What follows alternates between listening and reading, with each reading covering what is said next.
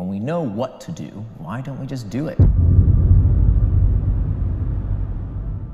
And particularly in today's age where we have the world's information at our fingertips, we don't have the excuse of not knowing what to do anymore. Who doesn't know basically how to lose weight? Who doesn't know that if you want to have better relationships with people, you have to be fully present with them? Who doesn't know that if you want to do better at your job, you have to do the work, especially the hard stuff that other people don't want to do? We know these things. So there's no excuse anymore to say, well, I just didn't know how. What we're lacking is the ability to follow through. We're lacking the ability to avoid distraction. Getting ahead in life is not just about doing the right things. It's about avoiding not doing the wrong things. And that's what becoming indistractable is all about. It's about whatever it is that you say is important to you in your life, how do you make sure you do those things? So let's start with defining what we mean by distraction. So the best way to understand what distraction is to understand what it is not. So the opposite of distraction is not focus. The opposite of distraction is traction. They both come from the same Latin root, meaning trahare, which means to pull. Traction is any action that pulls you towards what you want to do, things that you do with intent. The opposite of traction is distraction, anything that pulls you away from something that you plan to do, something that you are not doing with intent.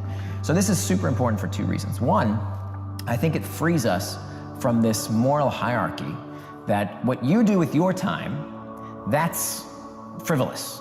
But what I do with my time, that's okay, right? So me watching football, that's all right, but you playing Candy Crush, not okay. I argue, no, anything that you want to do with intent, that is according to your values, is fine. They're both pastimes, there's nothing wrong with them. Anything can be traction. And just like anything can become traction if you plan for it, anything can become distraction as well.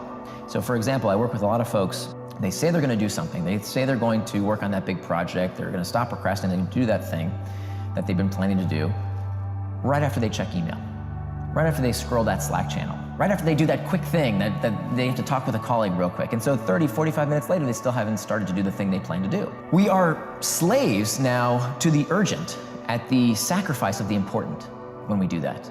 In today's age where technology is so pervasive and so persuasive, I mean, it is designed to be persuasive and we want it to be persuasive, we want products to be engaging, then it's easier than ever to get distracted. So we've got traction, we've got distraction. We have two things that move us towards traction and distraction. We have what's called an external trigger or an internal trigger. External trigger is what kind of everybody blames on distraction, right? It's the pings, the dings, the rings, anything in your environment that prompts you towards traction or distraction. Now, they're not inherently bad. These tools are not somehow evil. If a notification on your phone says, hey, it's time to wake up and hit the gym, or it's time to go to that meeting, or it's time to do the thing you plan to do, it's moving you towards traction.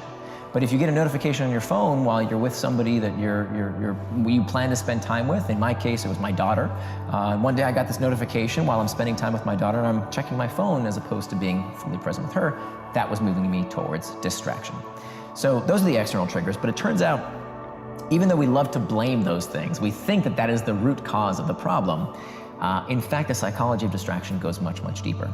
That most distraction, it turns out, is not spurred by the external triggers at all. Most distraction does not start outside of us, but rather starts from within.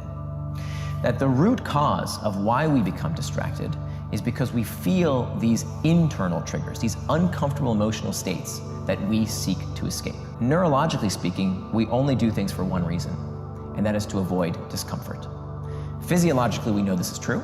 If you go outside and it's cold, that's not comfortable, what do? You put on a coat. And when you go back inside, now it's too hot, that's not comfortable, you take it off.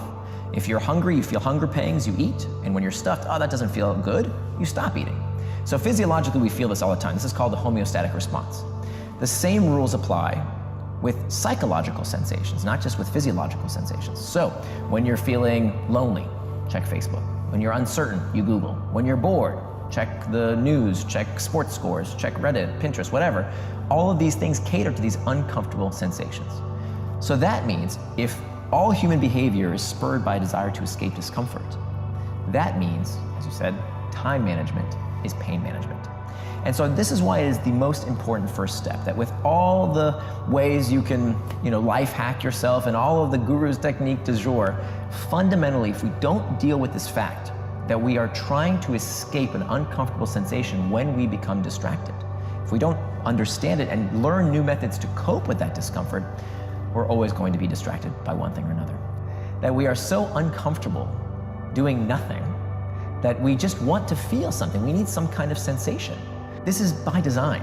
I think one of the things that bothers me, by some self-help experts, is that they kind of preach this gospel that somehow if you're not happy all the time, if you're not satisfied with your life, somehow something's wrong with you. And it turns out that evolutionarily speaking, nothing could be further from the truth. That our species is designed to be perpetually perturbed, right? We have this instinct of feeling bored to prod us to go do something, to go search, to find better resources, to improve our lot in life. And that's not necessarily a bad thing. That we can harness that, right? This is the same impulse that helps us develop life-changing medicine, helps us invent new things, helps us shoot for the moon. It comes from that desire for more. So I don't think the answer to all of our problems is to not want, to not crave, to not desire. I think the answer is to channel these internal triggers towards traction rather than distraction. I mean, if there's one thing that our brain is incredibly good at, is pattern matching. So if the brain feels discomfort and then finds something that can relieve that discomfort, that's what it forms the habit around. We need to understand that if we are to fight distraction, if we are to be the kind of people who do what we say we're going to do, we only really have two choices. We can either fix the source of the discomfort in our life, whatever it is that's causing us this pain, or we need tactics to cope with the discomfort that we can't alleviate on our own. For example, part of being human is that part of the human condition is that you can't solve every problem in your life. You can't even, I would argue, you can't even keep yourself from feeling those feelings. What you can do is change how you react to your emotions. And so that's the really important part, is either fixing the source of the problem where you can, or learning tactics to cope with that discomfort in a healthier manner. One of the things that people do that doesn't work is strict abstinence. Now, strict abstinence is when you tell yourself, I am not going to do that thing. And it turns out that strict abstinence, for many behaviors, backfires, particularly behaviors that are very difficult to avoid completely. How do you abstain from food if you're on a diet? We have to eat. How do you abstain from technology these days? I mean, it's imperative to do our jobs. We can't just say, stop using email for 30 days, you'll lose your job, you'll get fired. So for those type of potential distractions, we don't want to just abstain. When we do abstain, when we tell ourselves, no, absolutely not, it's almost like pulling on a rubber band. That when you pull on a rubber band and you stretch it, stretch it, stretch it, stretch it, and you let go, it doesn't just go back to where you started, it ricochets even further. And that's what happens when we employ strict abstinence. We tell ourselves, don't do it, don't do it, don't do it, don't do it. Okay, fine, I'll give in. And that sensation of relieving the discomfort of telling yourself not to is itself pleasurable. This is a big reason why smokers get addicted to cigarettes. Smokers, when they are mindful about the experience of smoking, they actually rate it as not pleasurable. It's stinky, it's not very pleasurable. There's nothing inherently pleasurable. Nicotine does make you feel a certain way, but many smokers don't actually report it makes them feel good, it just makes them feel something.